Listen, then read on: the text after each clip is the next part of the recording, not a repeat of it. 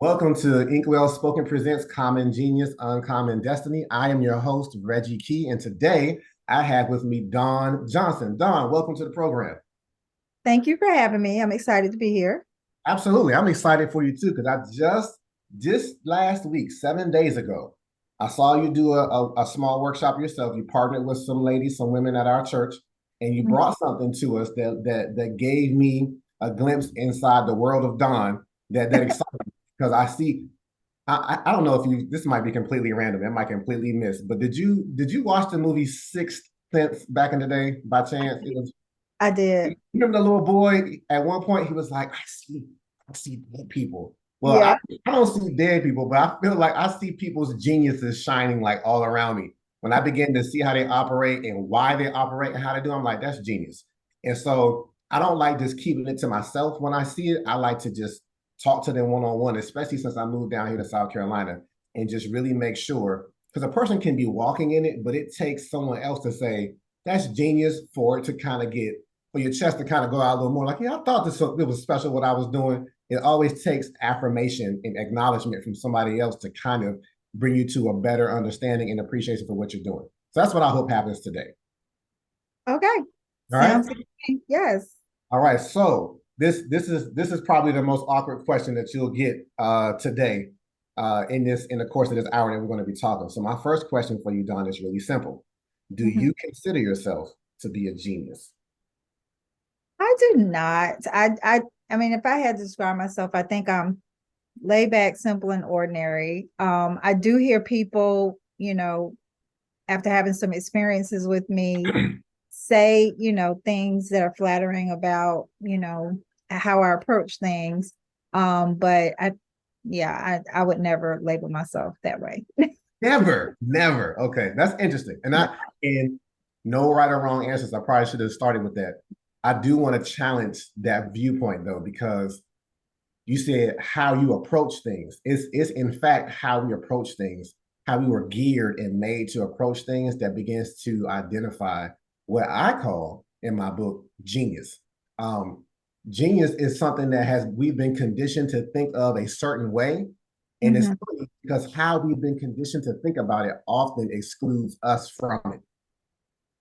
Right. So that being said, my follow-up question for you is who comes to mind when you hear that word genius? Who's the first person that comes to mind? I mean, when I think of genius, I think of people like, uh, people discovered electricity and, you know, uh, Yeah, the airplane and even more so musical geniuses are what come to mind. People like Stevie Wonder and Prince and sure. Michael Jackson, people who just innovated just can cause so much feeling and emotion through their just innate talent. Be able to play multiple instruments and dance and sing. I Mhm. admire artists a lot because I don't see myself as being creative. I see myself as being analytical and a problem solver. Okay. I think I admire the creative spirit often because it's something that I don't think that I have. So That's yeah. But I do that think that tracks. my mother is a genius. Hmm. I love her and I just she fascinates me just in terms of her perseverance and knowing all that she overcame to just have the little that she did have. She didn't have a whole lot, but it was a whole lot based on, her journey. Yeah. And so for her being able to overcome some challenges in life and achieve what she had achieved, I think she's a genius. And my mother would probably, and I lost her last year, but she Right. used to always tell her that she was able to get maybe as far as eighth grade education. And she would always tell us if she had the opportunity that we had Mhm. to get her education, that she would probably be the president of the United States. And Okay. she tells us that all the time. Um, and so it kind of made us, always feel like, okay, nothing we're gonna do is gonna impress her unless we're the president. Right, right. You know what? You have said so much. I normally don't take notes, but I feel like I need to take some notes because I want to make sure to call back some of the things that you said. So I'm gonna have to rely on the Holy Spirit. Like, just help me Okay. with these things. You said a lot of good stuff. The interesting thing is, Dawn, I've done this maybe 70 times or more one-on-one. Yeah. And nobody has quite captured both ends of the spectrum in their answer the way you just did. Let me explain what I mean by that. So Okay. most people that will say, nah, I don't, most people that say no, I'm not a genius, they do follow the same track. They say, you know what? I see the creative geniuses, I see the innovators who did like big things, electricity. I'll give you the number one answer, by the way, in a moment. Um, Okay. they name musicians and they name people that are outside of their particular industry. And there's nothing wrong with that. I'm not saying that the people who you mentioned in the archetypes of what you mentioned aren't real, but the spectrum of genius is so wide that there's enough room for them to exist and for your genius and my genius to exist as well. Because one of the things that I said was in their industries, in their sectors, right? And you don't have to be in their sector just because they're a genius in that sector. Does that mean that your genius is defined by their sector? Your genius is not defined by, it shouldn't be defined relative to what they do. Because Right. I'll tell you this, and we'll talk more about what I saw from you last weekend. The drive that you have, the focus that you have, as influential as the musician artist is, there's something that you can release to your community that they can't. There's an understanding, there is an instruction that you can provide to people that are within your sphere of influence in this community, in this state, in this country, that they might not. I don't know about all these other musicians and what else they got going on, but from Right. what we've seen, they're musicians. They're not financial analysts. They're not strategists the way you are. And so they could just as easily look at you and be like, I see what Donna's doing in the community. Man, I could never do that. And it's true. And it doesn't take away from their genius, and neither should it take away from yours. You feel me? I got you. All right. So here's where you got a little complicated on me, and I like it. Uh, what I discovered in this interview is that most people who end up identifying genius as somebody that they don't relate to, it informs why they say, I don't see it in myself. But you know what's curious? The people who identified genius the way you did, like you named the innovators in music and in electricity and air, aeronomics. I think I said that wrong, but you know what I'm talking about, airplanes and things like that. Uh-huh. They don't ever say something like my mom. The ones who say my mom, my dad, I've had someone even identify their daughter. When they identify someone that they identify with, they're more inclined to say, yeah, I have genius. Because, and we'll talk about this more in a little bit. The things that we're going to talk about today that manifest in us are generational. They don't just come out of nowhere. And so Mm, the fact that you're saying my mom was a genius means that already it's on the inside of you, because gotcha. that's how DNA and genes work. Like that's how God situated us to be able to the next generation should be able to do a little bit more than the previous generation with what though? With what he put on the inside of our families, right? Mm, And so yeah. the fact that you say like, nah, but my mom's a genius is kind of interesting because, like I said, most of the time I don't see those two interact. But it's good though. All of us are different, and I'm a love just kind of walking through this thing. So you said that your mom was like, with the right resources, she would have been the president of the United States, right? Is that what you said? Yeah. So the word that I like to use for what your mom said is exposure. So here's my first example. Can I give you an example of what this looks like? Sure. So when I was a kid, from kindergarten through to fourth grade, I was in a private Christian school. I have an older sister. She had a really tough time in public school. People picking on her, and they started to see that happening to me, and they was like, no, let's just get them in a setting that's more that's just less. It's less stuff to kind of get. It's less obstacles to get in our way. This is my parents thinking, and Hmm. so when my sister graduated though, they was like, hey, look, we can't do this no more. You gotta go to public school. And so I went to my neighborhood school. But by that time, I had been exposed to some things that the kids in my neighborhood hadn't been exposed to. So I knew some things that they didn't know. It didn't make me smarter. It just meant that I knew some things that they had never gotten exposed to.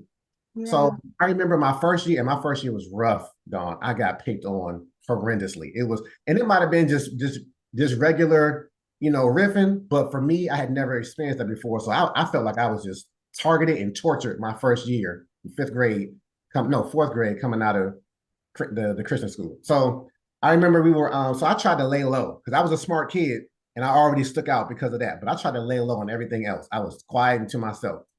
One particular day, we were getting ready to go into like Christmas break or whatever. And we just, the teachers don't have any curriculum left. They're just like, we just trying to fill time until we got to go. So they had a trivia game that we were playing. And one of the trivia questions was this: what it's like, what is the name of no, they say, what is the name of the song played for New Year's Eve? And everybody was just like, oh, I don't know. And I was like, uh, Auld Lang Syne. And the teacher was like, yeah. And the kids was like, who are you? Like, how do you know that? And they were like, you're a genius. And I was like, nope. I said, I saw into the future. I'm like, if I accept that, you're going to beat me up every day. I said, no, I'm not a genius. Here's what happened. See, my parents had a programmable doorbell that got installed in the house, and it had 26 different themes. You could program it. You go from A to Z. And even though it was high up and I was the shortest person in the house, I was the only one that was really dedicated to learn what all these theme songs were. So I remember I got a chair, I pulled it up and I would look at each song and I would play it. And so when Christmas came, whenever a different season came, I would be the one that would change the tune because I knew what all of them were. But I remember Wow. when I got down to Z, there was this song, and I'm like, Auld Lang's, what is that? But when I played it, I was like, oh, that's New Year's. That's the New Year's song. And it just stuck. So it wasn't like I was born knowing this information, but I had just been exposed to something that my peers had not been exposed to. And Wow. so, to your mother's point, exposure and resources does a lot to inform the scope of what we know. And what some may call genius is just more so exposure than anything else. We know, Don, that there's some things that I hate to make it a black and white thing. We know there are some things that our white peers have been exposed to in this country that we have not, that our parents were not exposed to, which gives them an edge over us that we're just now starting to be able to peek at and be like, we need to do something about that. Right. So to your mom's point, it's all about exposure, right? And so I want to talk about a little bit of your exposure today. I was telling your husband Terry when he interviewed earlier this week, and I called him an innovator, by the way. Um, I was like, I see what drives what your wife does, I believe, and I couldn't wait to get you on the show. So I'm excited. Um, I'm gonna pause for a second because it's not meant to have me talking all the time. What do you think about what I just said? No, I mean, I see what you say because as soon as you started, really talking about the genius part, I right now I can sit here and like name family members, my husband, my daughter, and I can tell you what I think is like uniquely genius about them. Mm-hmm. Things that they're able to do that fascinates me and that I don't think that they even see in themselves. So it's just interesting that you said that because like between my sisters and my mom and my dad, everybody I can just think of like they have something unique about them. Yeah. So I definitely see where you're going. We're very good at identifying genius in other people, which is nothing wrong with that. Because, like you said, we don't tend to see it in ourselves. There's this sense of humility that won't let us. And we've learned at Greater Works that humility, there's a boldness that should come with our humility. It's not this thing it's not the me that was in the trivia, like, I'm not gonna say nothing. I'm gonna be quiet. I got bold and said something. And I like to define humility not only by not thinking too highly of yourself, but it's not thinking too lowly of yourself either. There's a balance to it. And I think we've learned or been conditioned, just like with genius, we've been conditioned to accept humility in such a way that we won't promote the things that we do well. And it's not saying that you're supposed to be brash and lord it over people, but you should be able to say, like, you know what, though, as readily as I know my name, I should be able to say, you know what, I have genius on me. And I'm not saying put it on your business card and be like, yeah, genius is what I am. But the thing that drives a lot of this for me, Don, is my interaction with youth, our youth. Mm-hmm. Because this world is so label driven. Yes. Like we have to define everything and everyone. And Put them most in of a box. yeah, we put them in a box because what happens when we put them in a box? It allows us to compartmentalize everything so that the world makes sense to us as we go out in it. And there's Right. nothing wrong with that as long as once you encounter the person that you put in the box and they show you who they are, you're like, you know what? You should come out of this box now. I put you in this box in the sometimes the box is right, but still let the person show you who they are. And the world most of the time doesn't care about who you are. It just puts a label on you. And when Right. they put a label on our kids and our kids don't know who they are, now we continue to have this next generation be in a way where they're lost because they're like, well, the world told, I mean, for a young black man, Yeah. it tells me that I can only be an athlete, a musician, nothing wrong with musicians, or an Right. entertainer, or the videos and music that I love. Unfortunately, hip hop does this. Will tell you that you a thug. You got to be all about your money. You got to treat women a certain way. And if those labels and stereotypes, if they're not confident enough to say, "Hey, if you're not addressing my genius, I'm not accepting your label," then they'll Right. accept it. Because they're like, I don't know who I am. So maybe I do fit the mold of what the world is showing me I am. Right. And I think the people who kind of label, now it grieves my spirit that I think educators do this as well, Mhm. because I think it's a form of laziness. Because if I just hear you, look at you, make an assumption about you, I don't have to get to know you. I just slap this label on you and I treat you a certain way without having to do the work of investigating and digging a little bit more. And I think about because I think you said you grew up north. I'm from the Bronx. Okay. That's where I grew up. Okay. And we left when I was 13. But my elementary school teachers did something major, or my school district. I don't know like who's actually responsible, but for the inner city kids, they wanted to give us exposure. Hmm. So they did it through music. So when we were having to pick our instruments, typically us as African Americans, we gravitated to the drums, the Yeah. clarinet, maybe the flute, but we stayed away from strings. We didn't want to do the violin or the bass or anything like that. Anything too bulky that we'd have to carry home and get picked on. Right. And so instead, they gave us these tests that we had to do.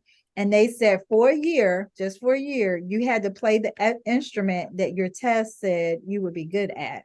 And we Okay. had no idea what the test would lead to. I remember them tapping a pencil and I had to like do my fingers to the beat. And Hmm. so I got picked to play the violin, and I was like, I want to play a flute. And they're like, you can play the flute next year, but this year you're gonna play the violin.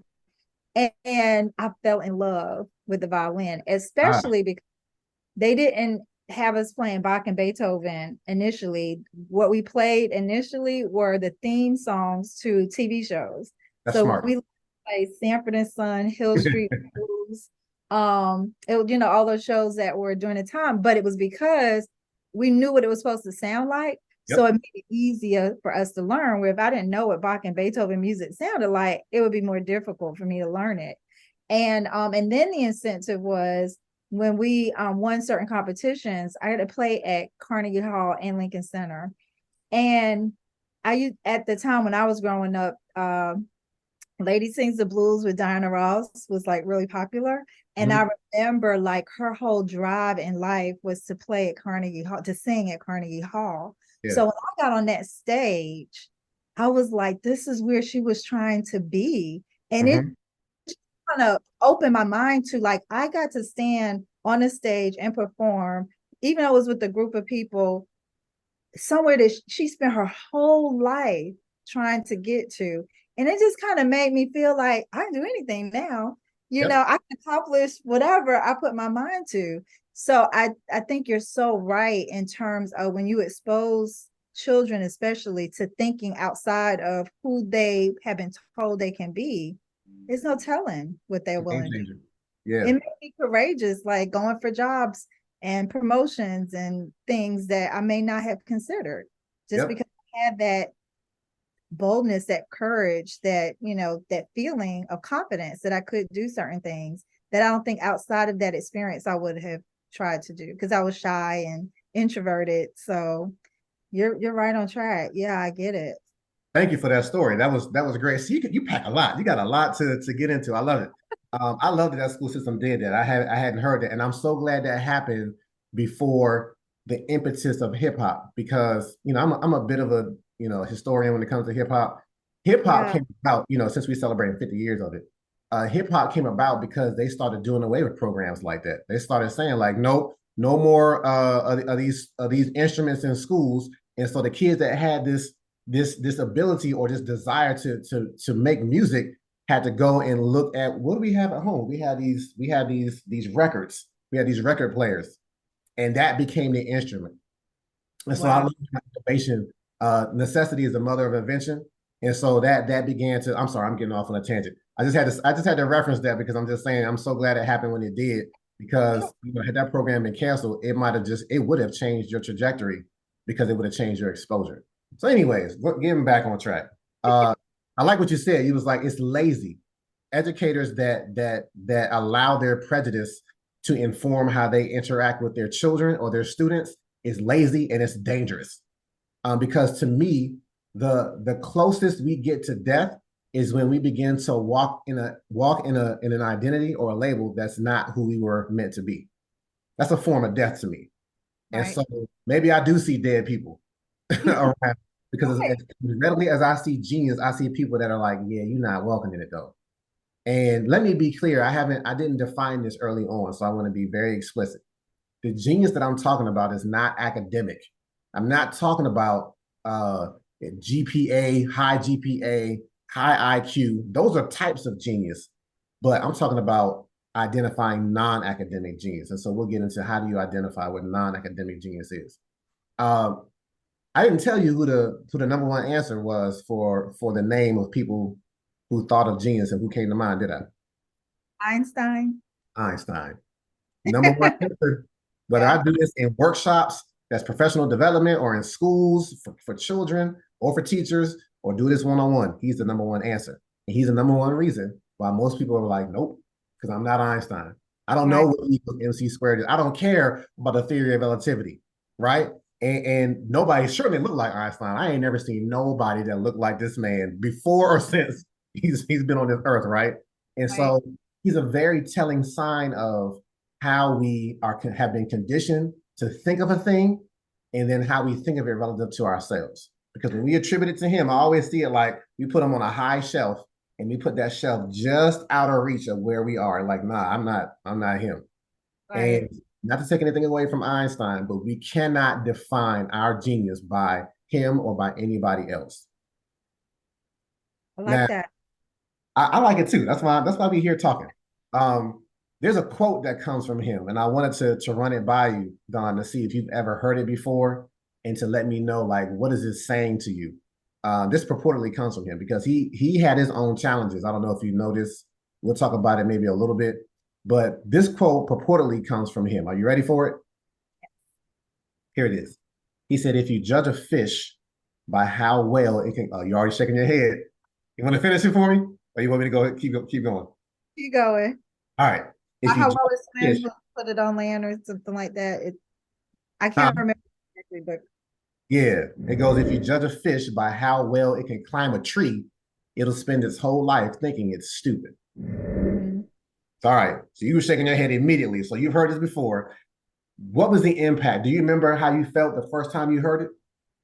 And actually the first time I heard it was as an adult, and it was someone who actually was challenging the educational system the way that it is today. And he was saying that our educational system was based on a farming system. Mhm. And we're not no longer in that, that's not our industry, and that's not what we're preparing people for, but we're still educating them in that way. And he talked about at that time as education was being revolutionized, it was either farming or manufacturing. Yep. The fact that we have not changed our school systems to align, and that's when he talked about that. So, right. So, and I feel like that's why African Americans probably, when you talk about standardized tests and have all these measurements, we're not the baseline. We're not a part of the baseline that's being established. So then we get measured by these formulas that no one ever studied us to figure out, you know, based on our culture, where we come from, how we're raised. Yep. We're so that's what came to mind when I heard that. It's like we're being evaluated as fish for climbing a tree, and that's not who we are. So yeah, that's what I thought. You, you're continuing to cause so much for me to have to kind of think about as I figure out where we go next. We are definitely going to talk about the education system in about 10 minutes. So you've already jumped ahead. I love that. Uh, what you caused me to think about though too is this is also indicative of the healthcare industry, because the measures that have been put on us, like, oh, you have high blood pressure, you have this, you have that, is based off of data that we weren't even pulled in. Right. How are you trying to dictate my health based off of information, data that you got from people that did not include me?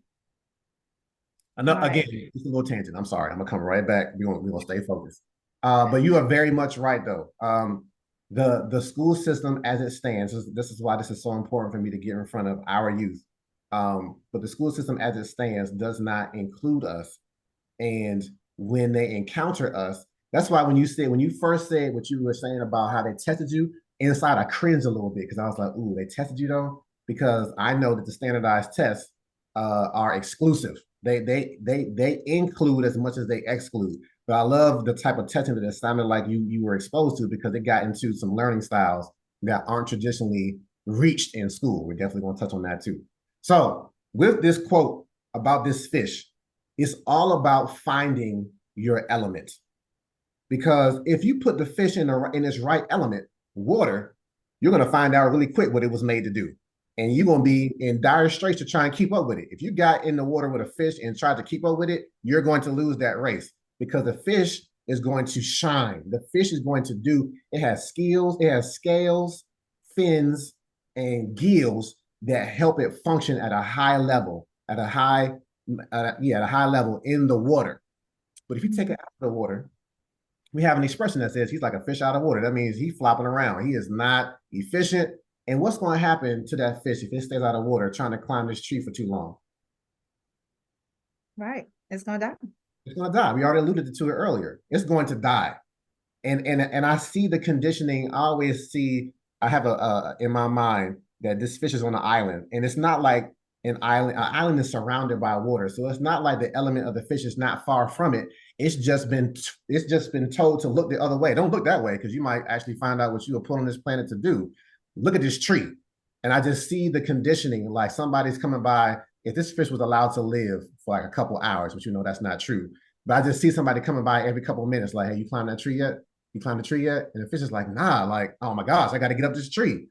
That's the Right. condition that a lot of our youth are exposed to, and that if we never break it, we grow up with that conditioning still on the inside of us. And so I'm here to kind of challenge and break that tradition, that conditioning, so that we can really see ourselves for who we are. So that being said, we're going to redefine genius by 3 components.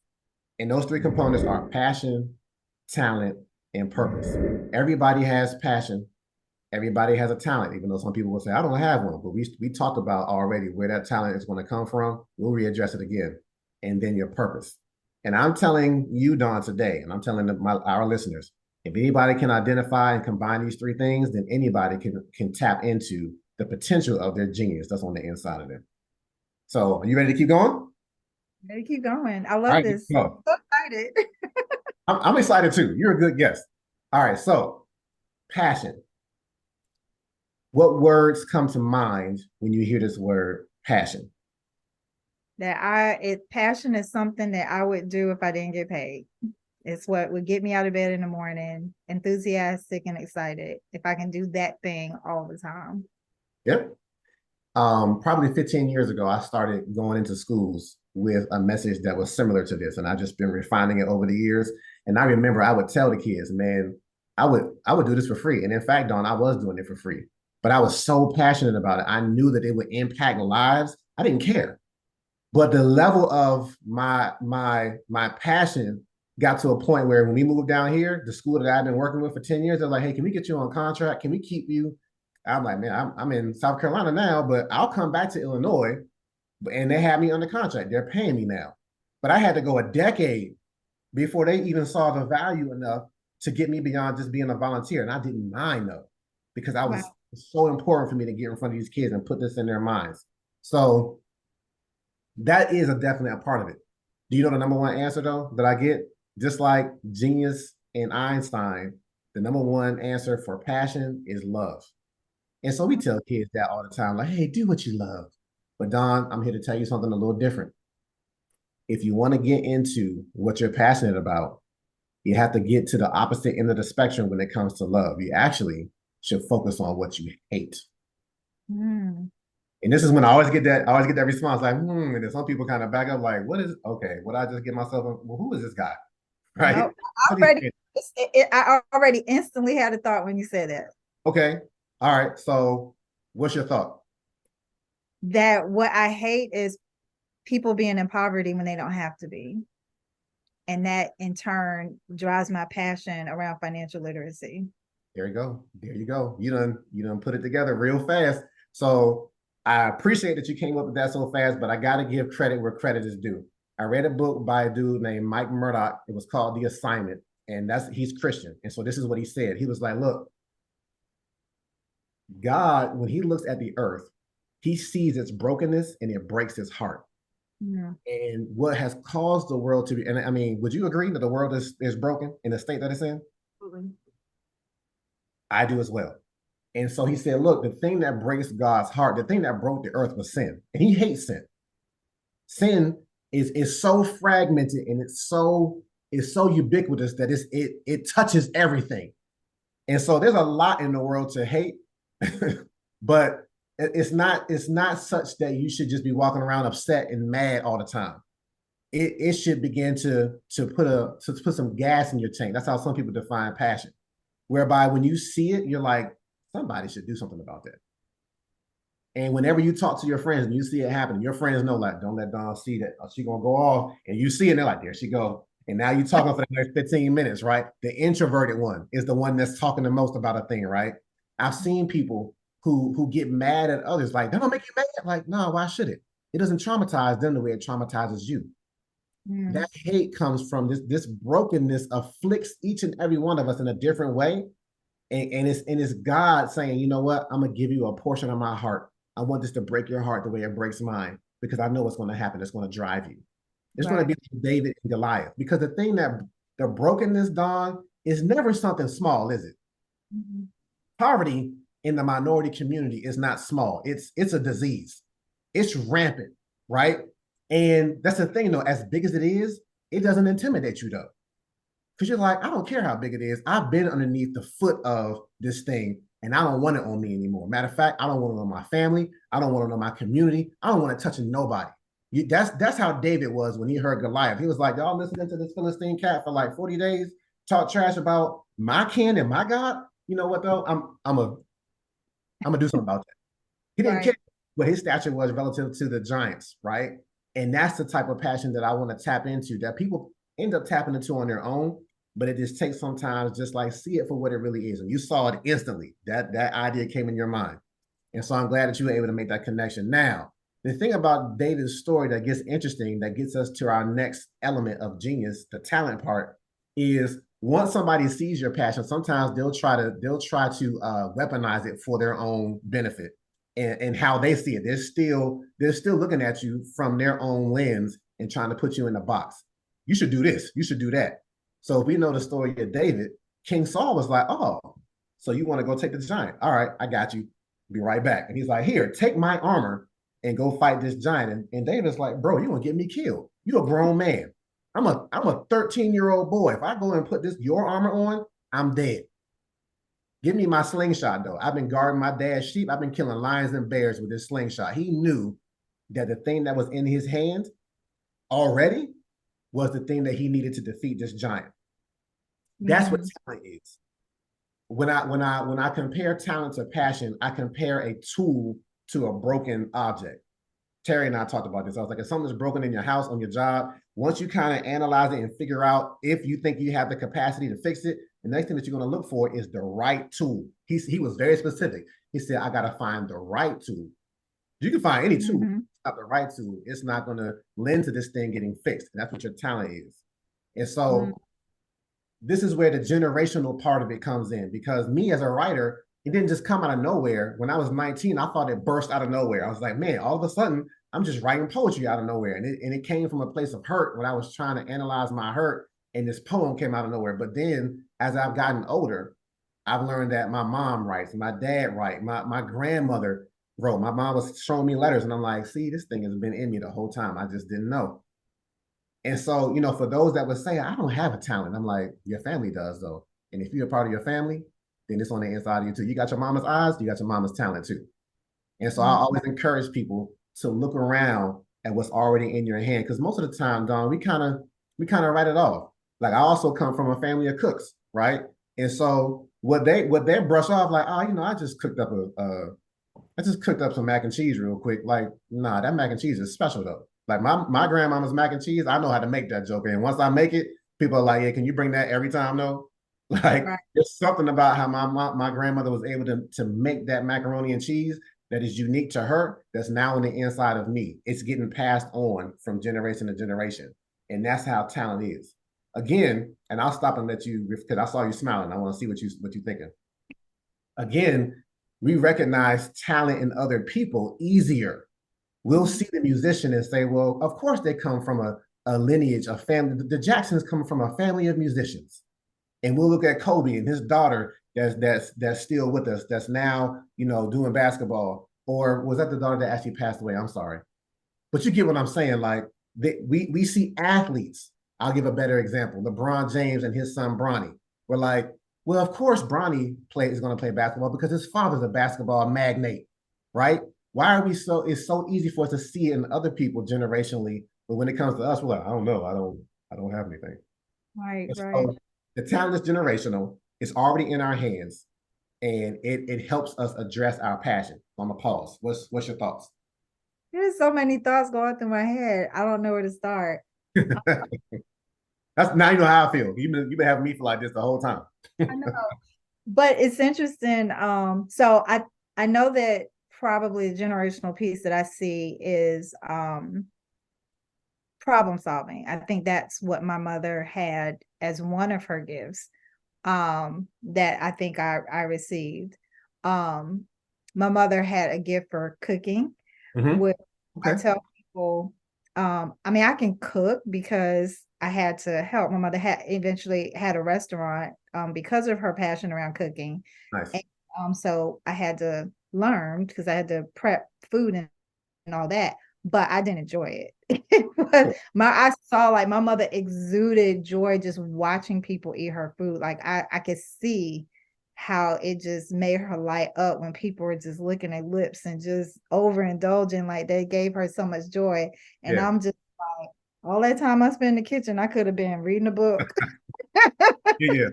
Um, so I cook and I can, recreate some of her recipes to prove to people that I can cook, but I'm like, I just don't enjoy it the way she does. Yeah. Yeah. That's fine. Yep. Think about though, because in her mind, she grew up in the Great Depression. She was born in 1929. Mm. So she saw people without food. I grew up seeing food all around me because my mother cooked so much. It was like, and I just saw people gorging. And then my experience was people were dying because they See? appeared, it was because they were indulging in the wrong foods. So I grew up hearing the word sugar and thinking, now, Mm. oh, sugar kills people, because that's what we call diabetes. So I think I developed an aversion to Yep. food, um, in that sense, where her experiences and my experiences were so different around the context of food. Interesting. Um, yeah, but my daughter loves to cook. Mm. So I can see it generationally, like all of us can cook. My mother loved it. I hated it. My daughter enjoys it. So I got to toy around with that a little bit in my head. And I know it has to be from experience, from how. You know what I heard though? I'm sorry to interrupt, but we talked about exposure, but there's such a thing as overexposure too. Mm. And so the overexposure in food for a generation took you out like, you know what, I'm good. And I see it hurting people. But then since your generation, what's your daughter's name again? Aaron. Aaron. Aaron. Aaron, huh? Aaron with the T. Taryn, sorry. So Taryn with Oh, the T has seen a balance where now we say like, hey, there's a way to cook food and to cook it in a healthier way so that she doesn't have this like, oh man, nah, this is tied to diabetes. This is tied to you losing your foot. She's like, no, I know how to get this good taste and flavor, but there's also a balance to it now. So there's a I like the thing that you're bringing out about overexposure because too much of a good thing is all about moderation. You can get consumed by your passion. I mean, I had this hip hop thing. I'm sneaking it in here with you, but Tupac was killed because he was overly passionate about being this voice for people that were being oppressed. But it ate him up and caused him to live a life that he didn't actually belong in. This thug life, and it got him killed. But like I said, I interjected hip hop again. I'm sorry. 50 years is inundated in me right now. So go back to what you were saying. I'm sorry. no, yeah. So that was what came to mind when you were just talking about passing on talents. But then I also see my daughter having the problem solving skill. Because at first I used to be a little upset because I tried to expose her to a lot things that I felt that we as Black people typically weren't exposed to. So Mm-hmm. robotics and different classes that may not have been offered in her school. Same. And we would buy different things and she would take them apart. And I'm like, why are you taking stuff apart? You know how much that costs? But I realized she had a curious mind. She was trying to figure out how things work. And I had to help her. And then it kind of came into like she was always in her bathroom making stuff. So if we saw something and she liked the way that it smelled, she was always fascinated with good smelling products. She would always try to go in her bathroom and recreate it using household stuff. I mean, Okay. she did that with food. Like one time she made me some pink waffles. I was studying for an exam. She's like, Mom, I'm gonna cook for you. She was little. She had to be like 7.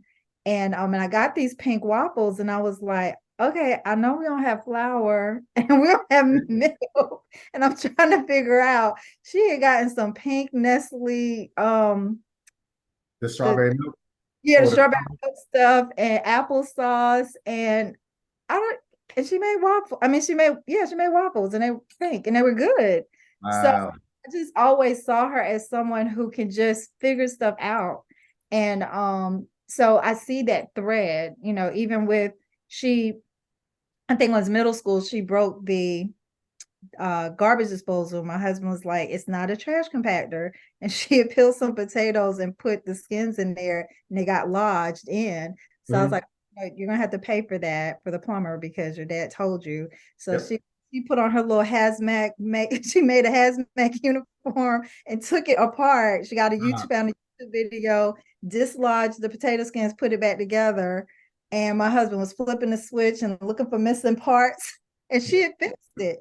And I was like, we got a leak in the, in Next project. so, but she didn't, for her, it was like, it meant nothing to her. Whereas to me, I'm like, you have something here. And I had to help her understand that. And she's a chemical engineer now, major. And I had to help her see, which I saw the school wasn't really helping her see, Yeah, that that problem solving and that ability to take things apart and put it back together and that ability to make stuff, that's what the word engineering means. it So does. I had to open her mind because I think that word engineering was intimidating to her. And she saw people who didn't look like her excelling in that. Mhm. She didn't think that that's not me. I don't look like those people. Yep. And so it's a while to expose her to people, to Nesby and, I tried to find a lot of Black female engineers so that they could talk to her and help her understand what it really meant for her to kind of walk in that.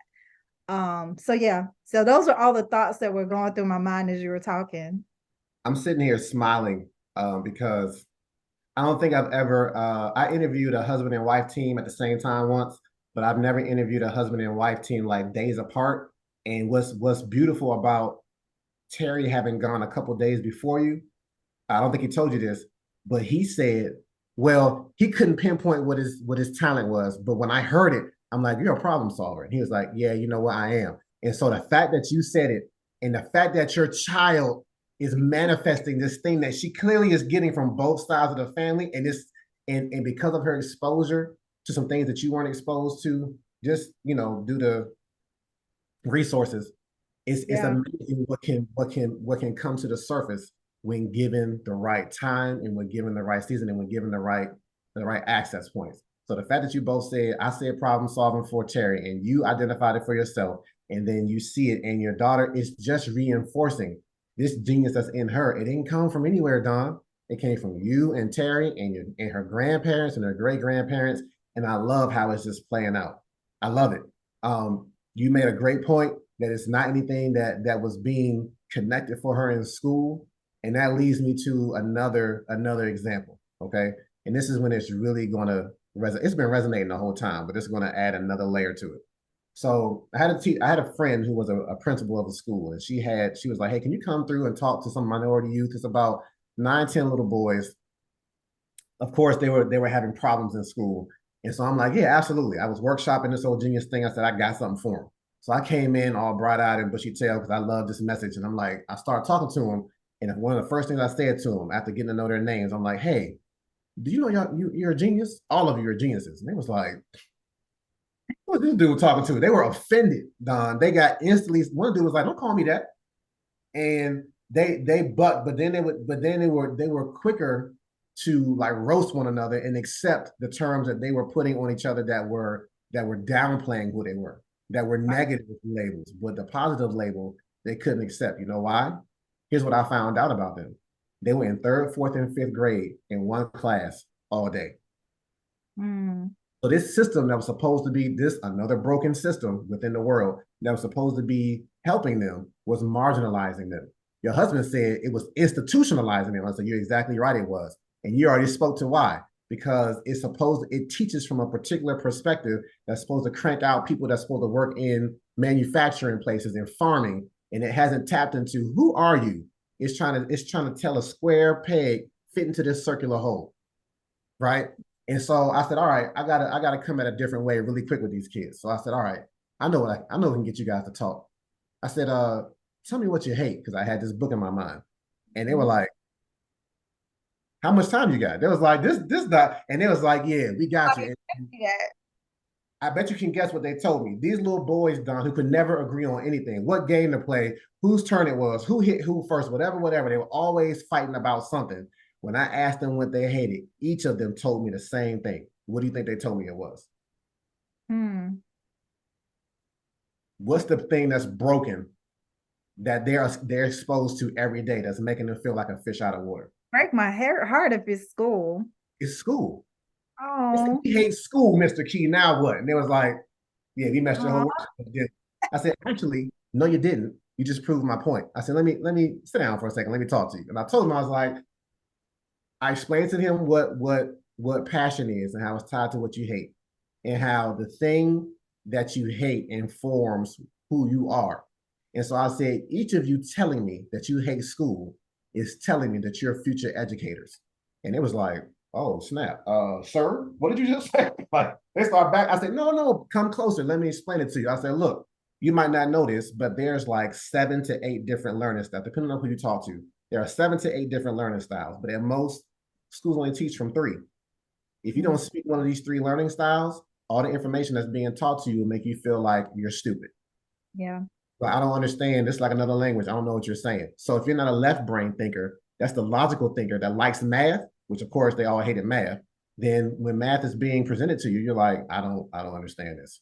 If you're not an audible learner, which means you can learn by just a verbal learner, by just what's being spoken to you, you're like, I don't get this.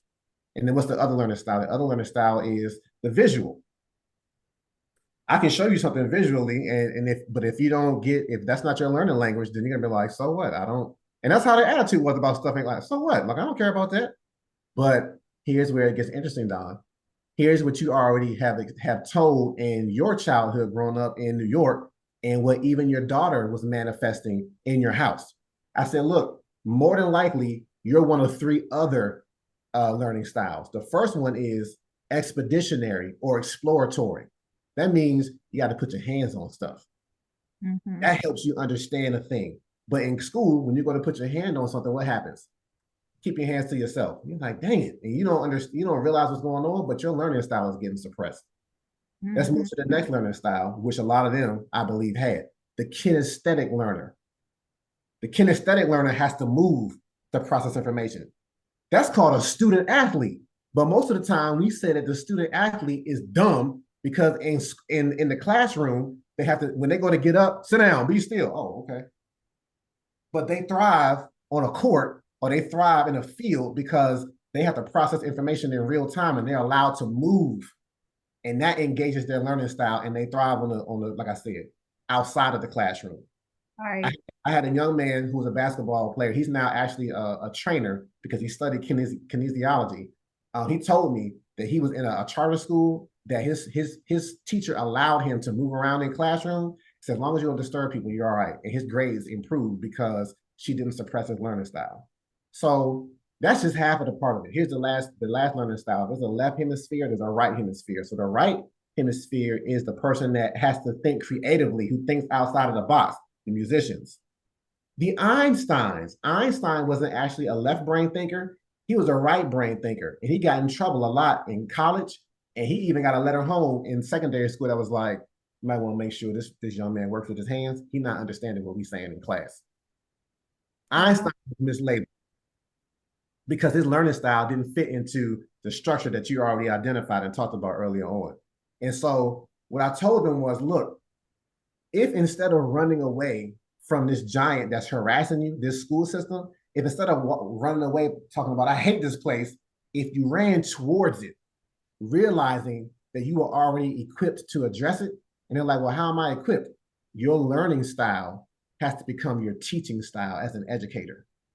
Mhm. Because once you're an educator who teaches from a kinesthetic position, you're going to reach other kinesthetic learners. They're like, oh, this makes sense. I've had math people, I've had math teachers who are friends of mine who were like, you know what? I hated math when I was younger. But now I teach math in a way that gets hands-on, that allows people to move. And they're like, I'm engaging people more than I was engaged when I learned math. And this doesn't change, this fixes and revolutionizes the school system.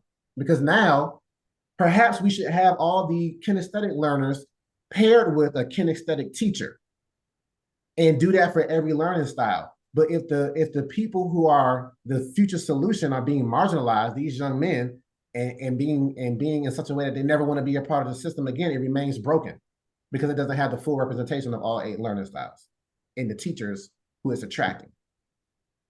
Wow. Yeah, that's profound. And I'm sitting here processing, trying to connect the dots with my daughter's second grade teacher, which unfortunately she's not a teacher anymore. She like works in Humane Society or something.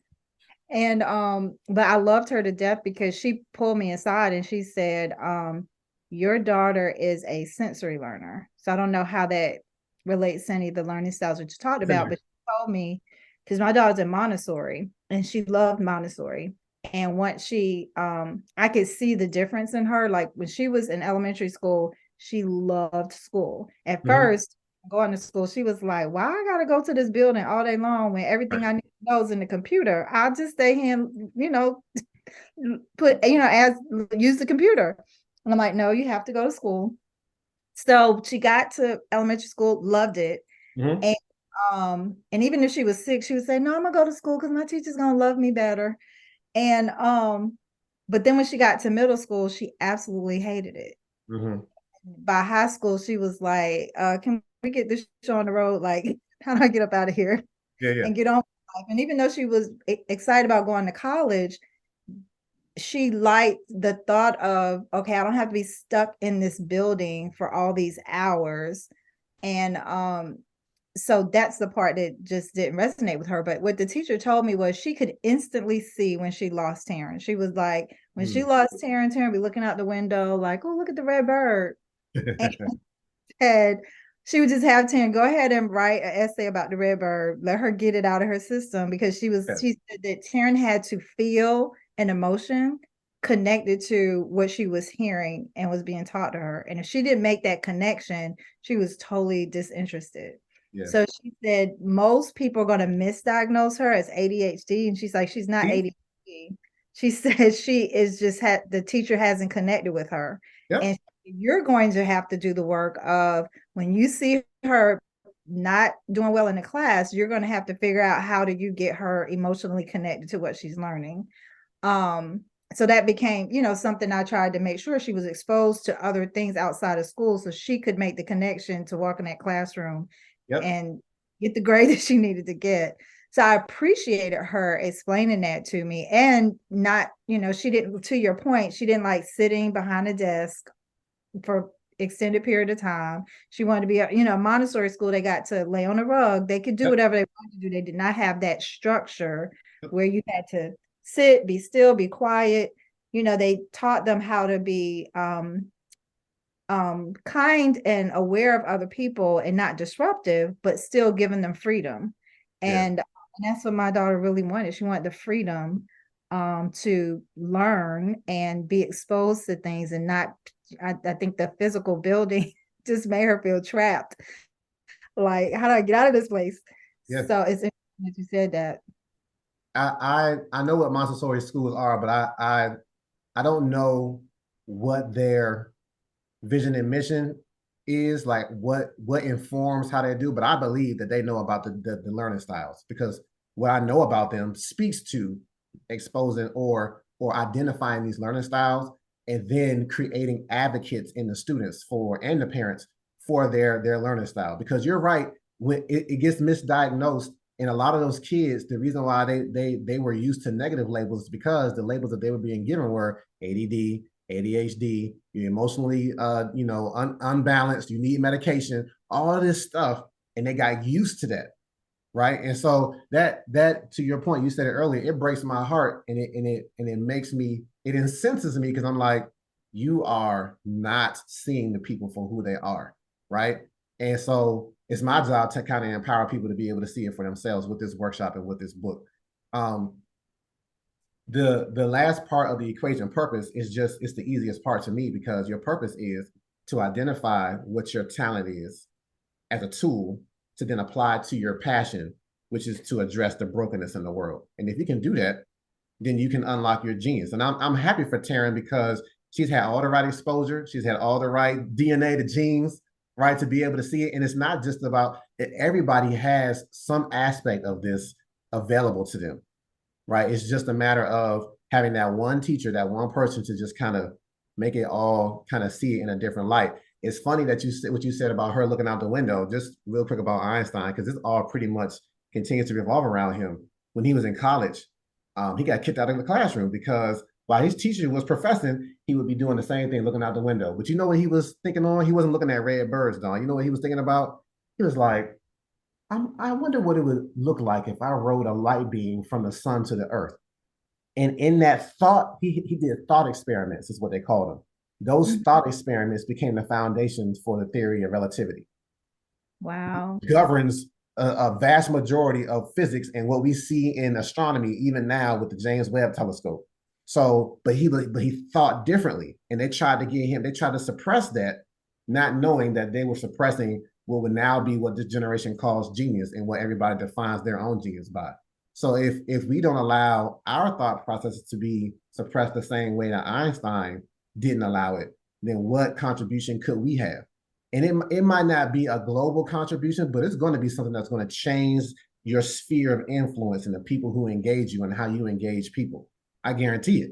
And that's what I saw 7 days ago in you. I was like, oh man, I saw what your passion was.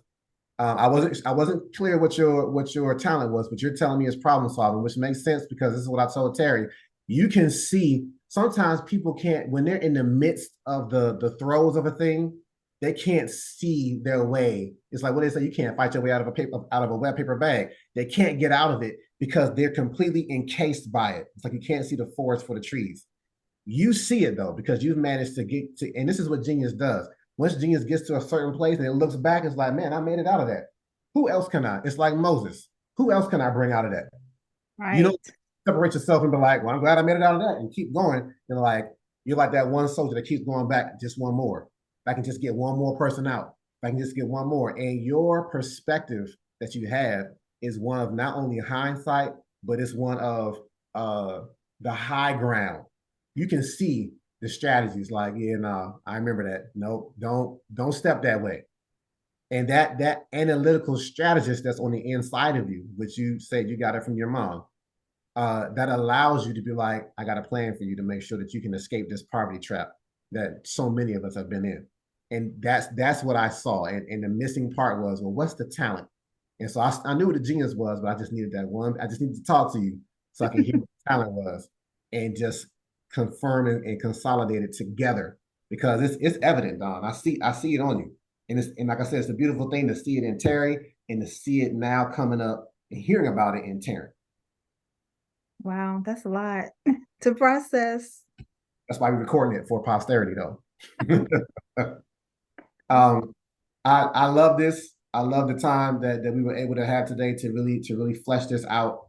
Thank you, Don, for taking the time. Thank you for doing what you do in the community. It's definitely needed, and it is definitely, well, I'm not gonna say it. I'm gonna see if I can get you to say it. Don, can I ask you again? I'm gonna end this thing the same way I started it. Don, do you see yourself as a genius? I do now see myself as a genius. Amen. What you are doing is changing lives. What you are doing is genius, and I thank you for it. Thank you. I appreciate this conversation to help bring it all together. Absolutely. So this concludes our session. This has been Inkwell Spoken Presents Common Genius, Uncommon Destiny. I have been Reggie Key, and this has been my genius guest, Don Johnson. Thank you so much, Reggie. Thank you, Don. Thanks for joining us for this week's episode. Make sure you pick up the book, Common Genius, Uncommon Destiny, by my dad, Reggie Legend, available on Amazon and at inkwellspoken.com. Connect with us at Inkwellspoken on all social media platforms. If you enjoy our content, don't forget to like, subscribe, and hit the notification bell so you never miss an upload.